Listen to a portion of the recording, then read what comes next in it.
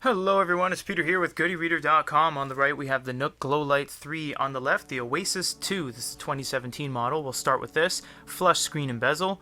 Physical page turn buttons that turn whether you turn it up or down. This does have a gyroscope. Stainless steel-esque looking back. Very tight. Very thin design right here. All the components and battery are in the thicker portion. Power button. Micro USB. Nothing on the side. On the Nook, we have physical page turn buttons. This is kind of a throwback to the Nook Simple Touch. As you can see right here, I'll just bring this into the shot. This is the really old Simple Touch, and this is the Nook Glowlight 3, and you'll see it is not a flush screen and bezel. You have a physical Nook button on the bottom, a power button up top, a USB port on the bottom, and a nice kind of hard rubber for the backing. I'm not going to dwell all day on this. We're just going to do home screen, books, quick PDF, and then the reading experience. So this is the home screen. You'll see that there's recommended stuff for you, basically recommended stuff for you because I last chose the Christmas Carol. It's going to say more like the Christmas Carol. You have the button here on the bottom of the Nook that goes to the, it just goes home, and there's some UI elements here, and on the Kindle they're up at the top. So we'll just go to settings and just do a little bit of exploration. See all settings, all settings. So, come on, see all settings. So you see you have Bluetooth capabilities on the Kindle Oasis 2, one of the first e-readers, one of the first non-Android e-readers to have full Bluetooth capability to connect to wireless speakers, wireless headphones, all that kind of thing. We're not going to go through every one of these, but you do have accessibility options, storage, shop, screen, so decent ways to change the device the way you want it. You can assign these keys to do different things. You can choose like accessibility options, turn on the voice view speaker, change the display size, and on the Kindle you can actually change not only the text on a book but everything into black and white. No other e-reader does that outside of an actual ebook. Amazon has always been fantastic at reading, but the Barnes & Noble Nook Glowlight 3 does bring a lot of interesting things to the table. You can swipe, tap, or press the page turn button to change pages. Same on the Kindle, swipe, tap, or press the page turn button. However, on the Nook you can press and hold, and it simply flies through the book. Now there is an Amazon device that can do that only on manga. It's the 32 gig manga model only from Japan. This is not that, but this has kind of taken a page out of that, and you can simply fly through the book.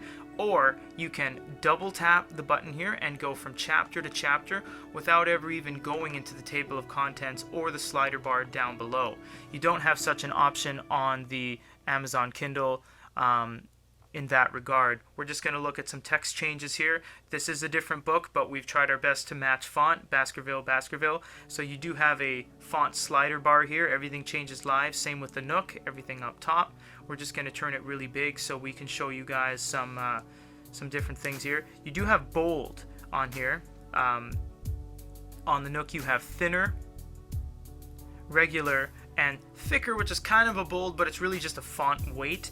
You also have page settings for margins, line spacing, orientation. Everything changes live. You're not going to have to wait very long for either of these two guys. If you press and hold, the Kindle's a little bit more, well, it should have been a second ago when I did that. Wow, I was going to say the Kindle's a little bit more snappy in that regard, but it looks like the Nook beat it to the test. On the writing experience, they're both conventional QWERTY keyboards. PETER.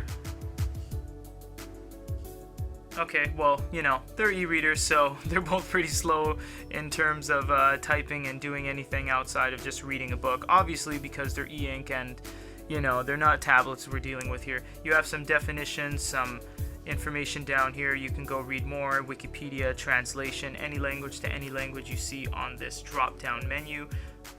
So that's kind of cool. You have lookup, notes, highlights, all that kind of stuff, and a bookmark up in the corner. You tap the top to get into the settings, and you tap the middle to get into the settings on the Nook. Kindle has X-ray, which tells you people, places, and things that are mentioned in the book, however many times they're mentioned, and it will go straight to there. So if you're juggling multiple books, this could be very helpful to you. This is the exact same PDF. We're on the exact same screen. On the Kindle, immediately it's a bigger screen. You can see more stuff. On the Nook, we're going to get into a big disadvantage here in a sec. So if we pinch and zoom on the Kindle, you can see, you can scroll it around. You have a mini map. You let go. Takes a couple seconds, but it does render for 4 seconds or so. You can double tap to get out. On the Nook, you can't do any pinch and zooming. You can't double tap. You can't even change the size of the font or the screen of any way. You just have the slider bar, and you have some information here: find book, jump to page, etc. On the Kindle, you can go to display, change the contrast, X out, and you can pinch and zoom all day long.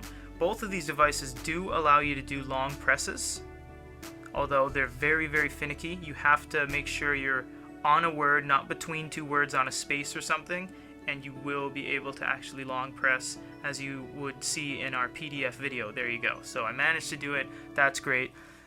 Takes a little bit of time, and I did it a couple times, so it's thinking I clicked out. I'm going to try one more time, and then we'll move on. There we go. So we did a long press. It's very slow. I wouldn't recommend using PDFs on either of these two devices, but if you had to, you can end up doing them. The page turn buttons do work on both of these devices, although the fast page turn on the Nook doesn't work on here because it will crash the device, and the double tap that does chapter to chapter has no real consistency. Sometimes it jumps 10 pages, sometimes it jumps 1. So PDF experience on both of these isn't really that great. So we're going to leave them both on the settings screen so you guys can see. The Kindle is naturally a little bit more warm. This is more cool. However, on the Nook, you can change the degrees of Kelvin all the way from cool to warm. I don't know the exact thousandth of degrees, but it does change very nicely. You can turn night mode on and off and disable this feature. There is no such feature on the Kindle. You do have auto brightness, which is based on a light sensor. If it's dark and you press auto brightness, it will shut off the light completely. Auto brightness is available on the Nook as well. However, I've just clicked out of it. There we go. Auto brightness is available on the Nook as well, right there. However, it's based on the time of day, not based on any light sensors, because there is none.